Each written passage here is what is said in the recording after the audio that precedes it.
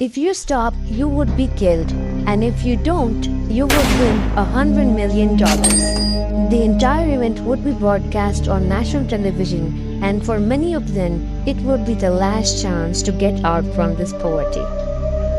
So the movie starts with the competitor from the state of Maine is Ray, who is being taken to the event by his mother Ginny. The mood in the car is clearly tense and Ginny wishes Ray would change his mind about competing, but Ray reminds her it's not her decision to make. When they arrive at the location, Ginny hugs Ray tightly and breaks down as she says goodbye. Afterward, Ray goes through the front gate and meets Peter, who is very friendly. In fact, most of the players appear to be friendly and soon they're all happily chatting while waiting for the event to start. Curly keeps pacing while trying to hide how nervous he is, and the other boys notice he looks very young. He claims to be 18 but nobody believes him. Soon the major arrives and gives each boy a metal tag with their assigned number, telling them that they're men now. Then he gives a speech, reminding them that the long walk was created to inspire and reintegrate the value of work ethic in a country that has been struggling financially since the war. Every year after the event there's a spike in production, so the major truly thinks this works and the nation's problem is just laziness. While he talks, the competitors are given bracelets that will measure their speed. Next the major goes over the rules.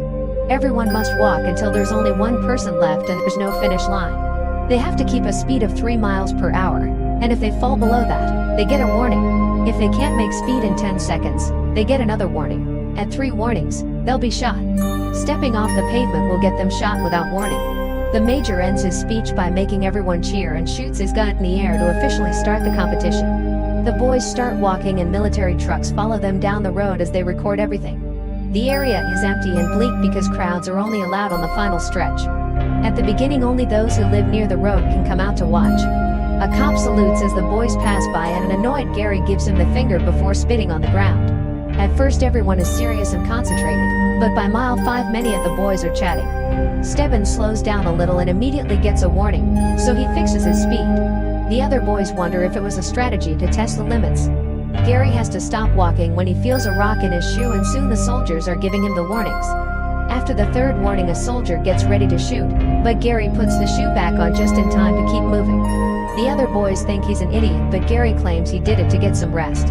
By mile 7, the boys are chatting about the prize. Arthur admits he's only here for the money but Ray says there are more important things. The other boys are skeptical so Ray explains by going on a rant about the system. The government makes them believe they're volunteering to participate, but actually the system has made them so poor and desperate that they're here because they have no better choice. Some of the boys think it's not a good idea to talk negatively about the long walk on camera, but Peter is impressed and agrees they should use the money to help people. Then Peter lights a cigarette. Hank warns him that it's a bad idea, but Arthur asks him to share. Their teasing is interrupted by Richard pushing through. He's writing down everyone's names and numbers because he wants to write a book about the long walk that will make him famous. Peter thinks it's dumb because if he wins, he'll already be rich and famous. Sometime later Curly yells in pain because he feels a cramp in his legs. He starts to slow down and the soldiers warn him, so Ray helps Curly walk while he and Peter keep encouraging him with words. Feeling motivated, Curly tries to keep moving on his own, but the pain is too much and he collapses on the ground. After the 3rd warning, a soldier shoots Curly in the head. The shot causes Ray to slow down and he receives a warning too, so Peter pushes him to move faster. Moments later the major appears on the road with a speech for Curly, saying that a comrade has fallen and he must be remembered fondly for his bravery. Ray asks a soldier for a refill for his canteen and touches the man's gun in the process as a way to knock on wood. When Peter needs to relieve himself, he just pees in the middle of the road. By mile 17, they see a girl near the road holding a sign and cheering for Ray. The other boys tease him for having a fan, even though she's too young. Suddenly a boy has a seizure and collapses on the road. The soldiers start giving the warnings while Gary jumps over him, mocking him for hiding medical issues. Soon the soldiers shoot the sick boy and Gary says everyone should be happy because they have less competition. On mile 25, Gary starts harassing a boy named Rank, who at first tries to ignore him. However, when Gary insults his mother, Rank gets angry and tries to punch him. Gary dodges all his blows and Rank ends up falling pretty hard on the ground. He doesn't get up in time and the soldiers shoot him. The other boys start yelling at Gary and blaming him for what happened, saying they can't wait until he's eliminated too. Later a boy has to lower his pants so he can poop while he walks. No matter how much he tries to keep moving he still slows down and the soldiers shoot him too. By mile 35 the major shows up again to congratulate them for reaching their first night. using lots of buzzwords to convince them that this is a noble cause. Ray starts dozing off and dreams about his mother. The soldiers give him a warning when he slows down and Peter has to wake him up. The boys chat about their families while they walk and Ray accidentally slows down again, so he receives a second warning. Ray speeds up, but after a few steps he stumbles and gets his third warning. Now he'll have to walk without mistakes for 3 hours to clean his warnings. Peter tries to be encouraging, but Ray is nervous and snaps, saying Peter is only pretending to care. At that moment the group reaches a steep hill that makes it extra hard to walk. Soon everyone is getting tired and several boys fall, so they get shot. Ray tries to ignore all the death behind him but has to deal with Gary mocking him. Eventually Ray starts to slow down, but Peter catches him just in time. Ray appreciates it and apologizes for his outburst earlier. In the morning, the boys reach mile 59. After all the deaths on the hill last night, there are only 18 players left. By mile 67, Hank is barely hanging on. Peter tries checking on him, but Hank snaps and tells him off.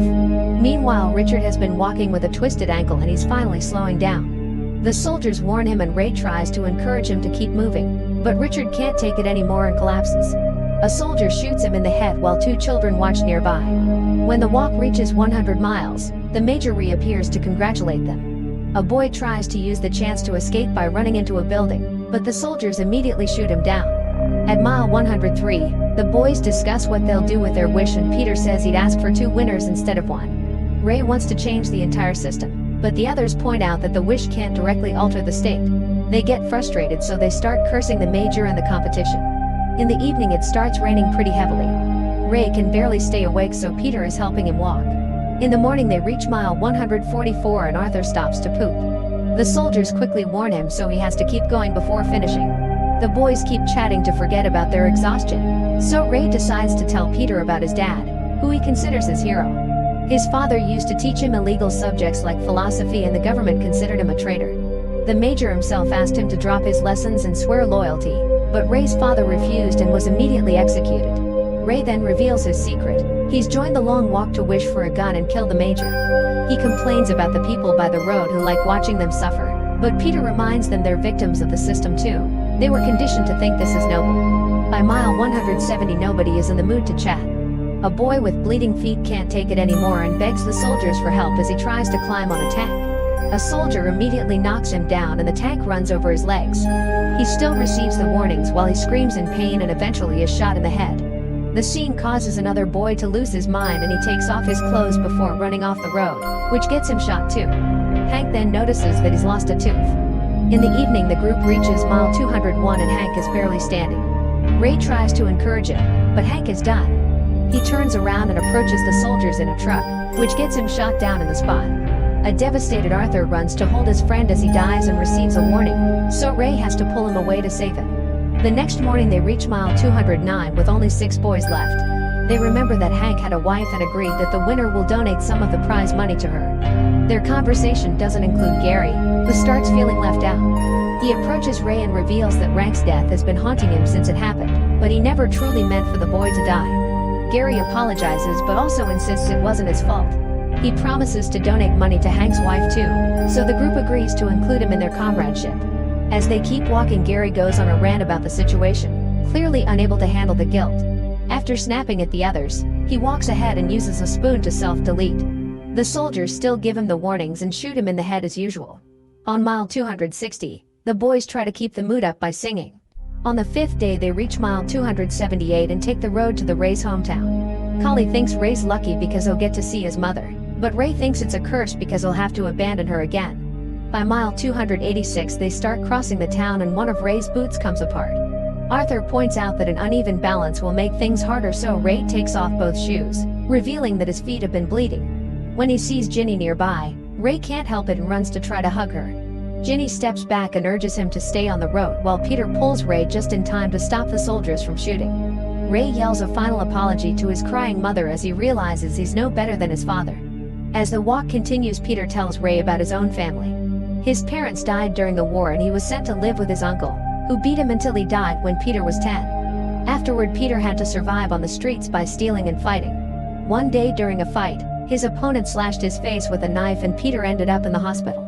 He blamed himself for what happened and that day he promised to always find the light even during the darkest times. If he wins, he'll use the money to help orphans. By mile 306, Stebbins points out that they shouldn't help each other anymore or this will never end. The others agree even if it makes them feel awful. When Arthur's nose starts bleeding, the others have to pretend not to care. This causes Collie to snap, so he runs ahead and steals a gun from a soldier to shoot him to death. The boys are devastated to watch how Collie is shot down in return. Collie refuses to let them have his death too and self-deletes before they can finish him. At mile 324, Arthur's nosebleed gets worse. Peter and Ray drop the deal and help him walk, but Arthur knows he doesn't have too much time left. He begs his friends to give his locket to his grandmother when they win.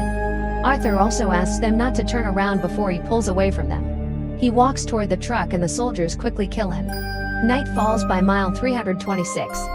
The three final players cross a bridge while the Major keeps talking to them. Ray is annoyed and starts insulting him, but the Major isn't bothered. He thinks those are the killer instincts needed by a winner. Stebbins uses the chance to reveal that he's one of the Major's dozens of illegitimate sons and his wish is to live in his father's house. However, he can feel his organs failing and he wants this to end already. Stebbins says it's been an honor to walk with them and that he's happy that the winner will be Peter or Ray. Then he stops walking and the soldiers shoot him down without his father caring. Moments later it starts to rain. Ray admits he used to be afraid of death, but after seeing so many boys die, he isn't afraid anymore because this moment is important. By mile 331 the duo reaches a town where a huge crowd is cheering for them. Peter stops and says he wants to give up so Ray can reunite with his mother, but Ray refuses and convinces him to keep going. Then Peter walks ahead, unaware that Ray has stopped behind him. Soon the soldiers shoot him down and Peter tries to come back for him, but since he's the winner the soldiers drag him away. Ray tells Peter that he loves him and apologizes to his mother before the Major appears to execute the final shot that kills him. The crowd cheers and fireworks fill the sky while Peter has a breakdown. The Major congratulates Peter and asks for his wish. Peter says he wants a soldier's gun so he can pass it to his kids one day as a symbol of his victory. The soldiers are wary but the Major tells them to grant his wish since Peter is a good man. As soon as Peter grabs the gun he points it at the Major, who tries to calm him down and reminds him of the fame and fortune. A crying Peter just replies this is for Ray before shooting the Major on the spot. Then he drops the gun and walks away.